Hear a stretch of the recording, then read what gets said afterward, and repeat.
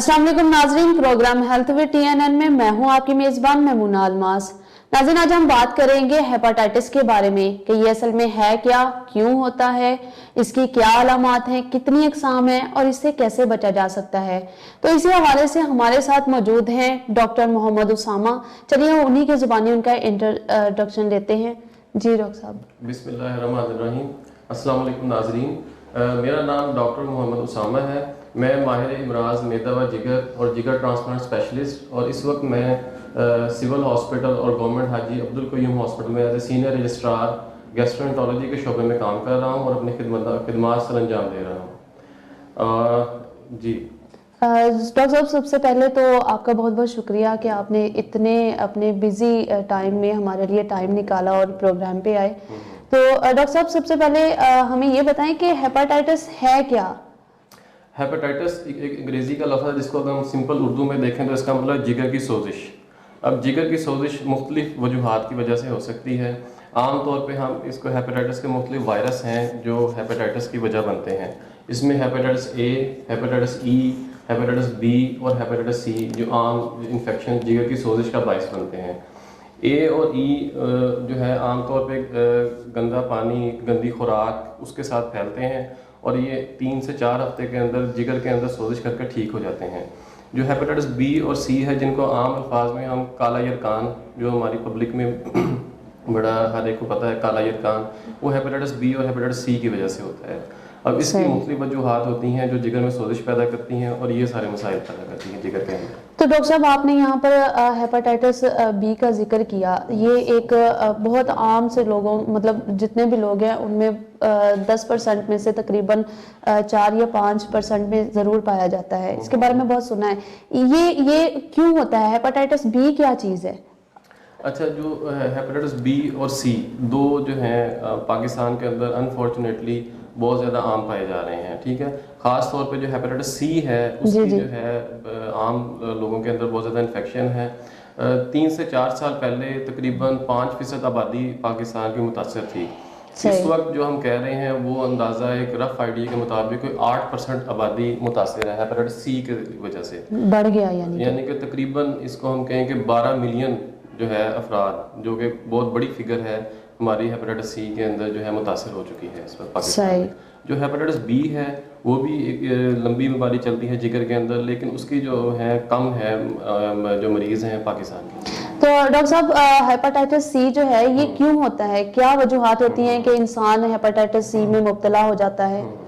अच्छा, hepatitis C जो है आमतौर पे जो आलूदा खून जिसके अंदर पहले से जरासीम पाए जाते हैं उसकी मुंतकली से जब इनसे एक मरीज़ उसके साथ इन कॉन्टैक्ट आता है तो तब ये फैलता है।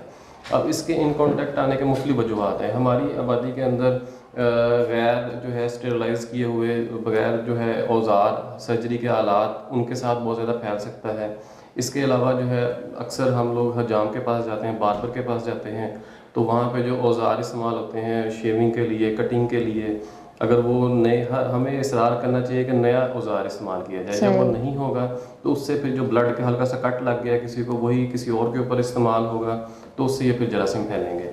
इसके अलावा अक्सर ख़वातीन जो हैं कान छिदवाने के लिए जाती हैं, तो हमारे गांव के अंदर ये बड़ी मैल प्रैक्टिस है कि वहाँ पे वही चीज़ें एक तो दूसरे को इस्तेमाल होते हैं, सुराख एक ही चीज़ से होता है, उससे ये फैलता है।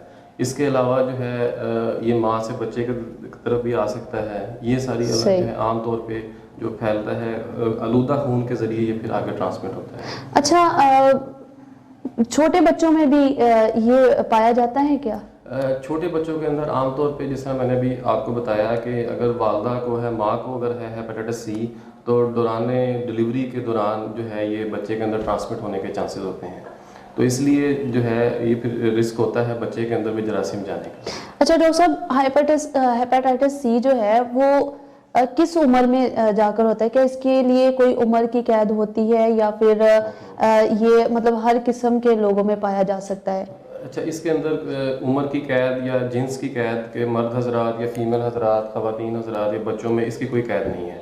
ये किसी को भी, क्योंकि इन्फेक्शन जो है जब भी किसी को ब्लड का जो है कांटेक्ट होगा तो उसके साथ इन्फेक्शन होने के चांसेस बढ़ जाते हैं। इसके लिए कोई उम्र की कैद नहीं है या फिर हम कह लें कि जो जिन्स की कैद नहीं है इसके अंदर। सही। तो डॉक्टर साहब, तकरीबन आपके अंदाजे के मुताबिक सालाना कितने लोग इस बीमारी का शिकार होते हैं? अब इसके अंदर जो है अभी जो रफ हमने आइडिया दिया हुआ एस्टिमेट लगाया कि अभी जो है 12 लाख अफराद पाकिस्तान के अंदर मुतासिर हैं इस वक्त। 12 3 लाख। साल पहले ये जो थी तकरीबन कह लें 6 से 7 लाख थी, तो 3 साल के अंदर तकरीबन डबल हो चुका है। तो डॉक्टर साहब 12 लाख लोग इस बीमारी से सालाना मुतासिर अब हो रहे हैं, शरह बढ़ रही है। हाँ। तो क्या हम इसको रोक नहीं सकते कि ये आगे ना बढ़े, आगे न्यू जनरेशन में ये ट्रांसफर ना हो? देखिए, इसके लिए सबसे जो ज़रूरी है वो तो आगाही है कि लोगों को पता चले कि हेपेटाइटिस सी एक काबिल इलाज मर्ज़ है, इसका प्रॉपर इलाज मैसर है। अब हुकूमती सतह के ऊपर जिस तरह से मैंने आपको बताया कि गवर्नमेंट के अंदर मैं होता हूँ, वहाँ पे इसके टेस्ट फ्री मैसर हैं। इसके सारे टेस्ट जो बड़े टेस्ट हैं उनको PCR कहते हैं, वो भी मैसर हैं, और इसकी जो इलाज जो कि दवाइयाँ हैं वो भी फ्रीली अवेलेबल हैं हुकूमती सतह के। तो डॉक्टर साहब हेपेटाइटिस सी का इलाज अगर ना हो तो क्या हो सकता है? अच्छा, हेपेटाइटिस सी को ना हम डॉक्टर साइलेंट किलर भी कहते हैं। साइलेंट किलर का मतलब होता है खामोश कातिल, कि ये शुरू के अंदर इसकी अक्सर कोई अलामात नहीं आती, मरीज़ को पता भी नहीं होता कि उसके अंदर हेपेटाइटिस सी है, और वो जिगर के अंदर सोजिश और तबाही कर रहा है। आहिस्ता आहिस्ता जिगर के अंदर सिकुड़ावपन आ जाता है, जिसको हम इंग्लिश में सिरोसिस कहते हैं। सिरोसिस होता है जिगर का सिकुड़ जाना, फिर जिगर का काम करना काफ़ी मुतासर हो जाता है, फिर मरीज़ पेट में पानी, खून की उल्टियाँ या गनूदगी, ये वाली सारी अलामात आना शुरू हो जाती हैं, और उस वक्त इलाज कराना बहुत मुश्किल होता है। फिर इलाज का इतना फ़ायदा भी नहीं होता, और फिर हमें जो है पेशेंट को लिवर ट्रांसप्लांट की तरफ भी लेके जाना पड़ सकता है। तो इसलिए जल्दी तशखीस, अच्छा इलाज सबसे बेहतर है। सबसे पहले तो एहतियात की जाए, जो मैंने आपको बताया कि किस तरह से फैलता है। अपने रोज़मर्रा की ज़िंदगी में एहतियात बहुत ज़रूरी है, और उसके बाद जो है इलाज अच्छा हो जाए तो फिर ये चीज़ें काफ़ी बची जा सकती हैं इसके साथ। सही जी। तो नाज़रीन, यहाँ पर वक्त हुआ जाता है ब्रेक का। ब्रेक के बाद हम फिर से डॉक्टर साहब से और हेपेटाइटिस के बारे में अवेयरनेस लेंगे। तब तक मेरे साथ रहिएगा। आसमान को छूने की चाहतों के साथ ख्वाहिशों को छत देकर ये डालते हैं नींव तरक्की की, और ये है Tahir estates, steel monuments manufacturers, project marketing, town developer and builder. Tahir estates Sahiwal का सबसे पहला और वाहिद इंटरनेशनल ISO सर्टिफाइड इदारा और चैम्बर ऑफ कॉमर्स की तरफ से बेस्ट अचीवमेंट अवार्ड हासिल कर चुका है, जिन्होंने साहिवाल में रेजिडेंशियल और कमर्शियल प्रॉपर्टी में मार्केटिंग को दी एक नई पहचान। साहिवाल में कामयाब projects, Jeevan city, safari city Okara, Al Razzaq villas, Eden Garden, Gulshan Zainab, Fareed avenue, Alhamra block, Sahiwal estate and new project in Arifwala Defence City Housing scheme.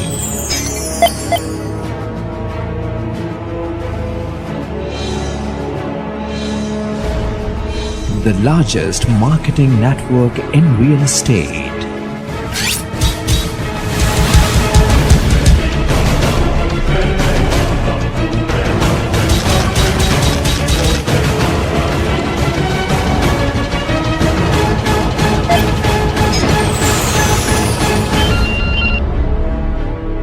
Tahir Estates, Commercial Plaza number 1, Jeevan City Phase 1, Main Mudhali Road, Sahiwal. UN number 923041110300.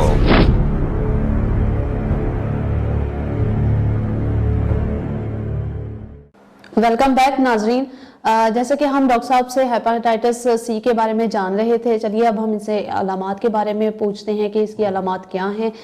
जी तो doctor साहब, हमारे नाजरीन को आप बताएं कि hepatitis C जैसी बीमारी जो है, इसकी अलामात क्या होती हैं कि जिससे इंसान को पता चल सके कि वो हेपेटाइटिस सी में मुब्तला हो चुका है?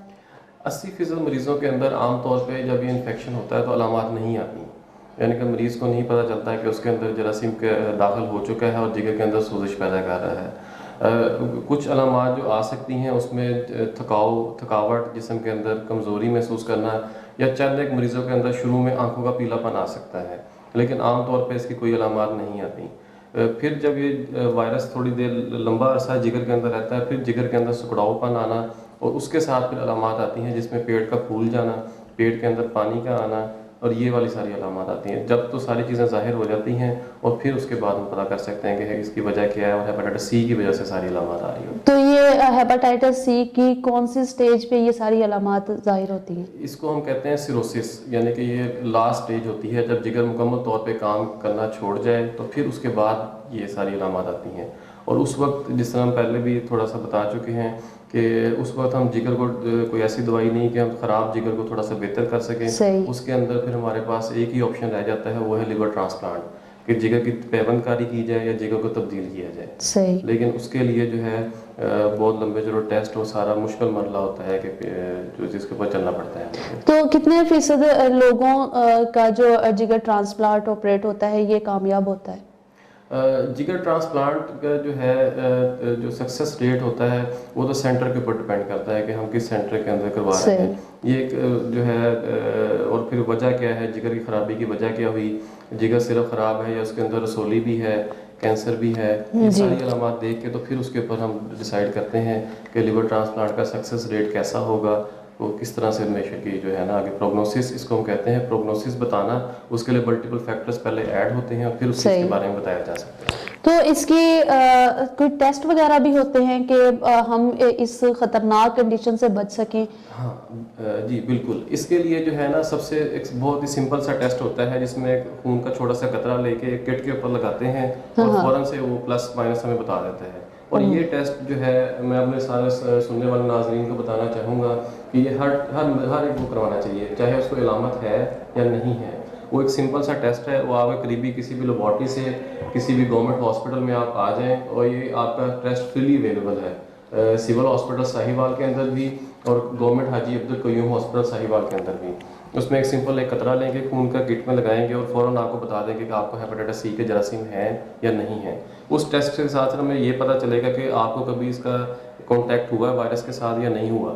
अगर तो उस पर कांटेक्ट हुआ तो फिर हमें मज़ीद टेस्ट करने पड़ते हैं। उसके अंदर जो है PCR एक टेस्ट होता है जो कि लेबॉर्ट्री के अंदर फिर सैंपल भेजा जाता है। उसके अंदर पता चलता है कि जरासीम कितने हैं और किस मिकदार में हैं और इलाज फिर उसके बाद शुरू होगा। सही। तो डॉक्टर साहब हम रोज़मर्रा की जो खुराक इस्तेमाल करते हैं, आपने जिक्र किया कि इंसान की खुराक अगर अच्छी ना हो तो भी हेपेटाइटिस सी हो जाता है, तो खुराक हमें कैसे इस्तेमाल करनी चाहिए? कि खुराक से नहीं, ये होता है आलूदा खून के साथ, खाने पीने के साथ ये नहीं फैलता। मसलन किसी के घर में अगर मरीज़ है हेपेटाइटिस सी का तो उसके साथ बैठने से, खाने पीने के साथ हेपेटाइटिस सी नहीं फैलता। यानी कि अब ये नहीं ज़रूरी कि किसी को हेपेटाइटिस सी है तो हम उसको अलग कमरे में कर दें मरीज़ को, इस तरह से कुछ भी नहीं होगा। सही। ये है कि मरीज़ का कंगा अलग होना चाहिए। जब वो ब्रश करते हैं तो बाज़ बात हल्के फुल्का कट लग जाता है तो उससे फिर ये फैलने के चांसेस होते हैं। लेकिन एक प्लेट में खाना खाने से, घर के अंदर बच्चे हैं, बच्चों को प्यार करने से, बच्चों का बोसा लेने से हेपेटाइटिस सी नहीं फैलता। सही। तो इसका जो इलाज है बेसिकली वो भी आपने हमें बताया, लेकिन जो मरीज होता है उसको कैसे पता चलेगा कि अब मुझे इलाज की ज़रूरत है? हेपेटाइटिस सी के अगर जरासीम आ जाते हैं तो उस मरीज़ को इलाज की ज़रूरत है। उसके अंदर ये नहीं कि उसने इलाज नहीं करवाना। अगर क्योंकि नॉर्मली लोग तो इस चीज़ को बड़ा वो ले जाते हैं ना लाइटली कि नहीं हम चलो हकीम से चले जाते हैं, हमें बड़े हॉस्पिटल जाने की ज़रूरत नहीं, वो हमें वहमों में डाल देंगे। तो इस तरह के लोगों के लिए जो है वो किस तरह हम उनको ये अवेयरनेस दे सकते हैं कि ये चीज़ बहुत ख़तरनाक है, इसको लाइटली ना लिया जाए? यही इसी आगाही का यही तो एक फ़ायदा है कि लोगों को पता हो कि अगर हेपेटाइटिस सी का इलाज नहीं किया जाएगा तो वो जिगर का सिकुड़ाऊपन, सिरोसिस और जिगर कैंसर का बायस बन सकता है। इसलिए बर वक्त इलाज ही सबसे बेहतर है और इसके लिए तशखीस के लिए सिंपल टेस्ट है वो करवाया जाए। और बहुत ही जदीद इलाज, पहले एक इलाज होता था जिसमें टीके लगाए जाते थे जिससे सर में दर्द और फिर जिसमें बुखार, बालों का गिरना, और अब वो इलाज था 2013 से पहले का। अब जदीद बेज़रर सी गोलियां आ गई हैं, 1 या 2 गोलियां रोज़ाना की होती हैं, वो खानी पड़ती हैं 3 से 6 माह के लिए। सही। और वो एक बहुत ही मुयस्सर इलाज है और इजीली अवेलेबल है सरकारी सतह के ऊपर भी। ठीक, तो आप हमारे नाज़रीन को कोई पैगाम देना चाहेंगे? पैगाम ये है कि आप आएँ। इससे हेपेटाइटिस सी से डरने की ज़रूरत नहीं है, बल्कि इसकी बरवक्त तशख़ीस के साथ ही इससे बचा जा सकता है और इलाज करवाएँ। इलाज करवाने के साथ ये है कि जो पेचीदगियाँ पैदा होती हैं उससे हम बच सकते हैं और एक अच्छी ज़िंदगी गुजार सकते हैं, ताकि सारे मामलात जो है रोज़मर्रा की ज़िंदगी बेहतर गुजारी जा सके। Thank you so much doctor साहब, आपने हेपेटाइटिस सी के बारे में इतनी ज़्यादा अवेयरनेस दी हमारे नाज़रीन को। जी तो नाज़रीन, जैसा कि डॉक्टर साहब ने आपको इतनी ज़्यादा अवेयरनेस दी, हमें बताया कि हेपेटाइटिस सी क्या है और इसकी स्टेजेस क्या होती हैं, कैसे बचा जा सकता है, इसके जर्म्स जो हैं वो कैसे एक्टिव होते हैं। तो हमें चाहिए कि हम अपनी ज़िंदगी की कदर करें और अपनी ज़िंदगी के लिए हमें हर 6 महीने या 3 महीने के बाद अपने टेस्ट करवाने चाहिए, ताकि हम मूज़ी बीमारियों से बच सकें और अपने आप को एक लंबे कोर्स में जाने से बचा सकें। तो इसी के साथ ही अपनी मेज़बान मेमूना अलमास को दीजिए इजाज़त। तो फिर मिलेंगे एक नए डॉक्टर साहब के साथ और एक नई जगह पे। तब तक के लिए अल्लाह हाफिज़।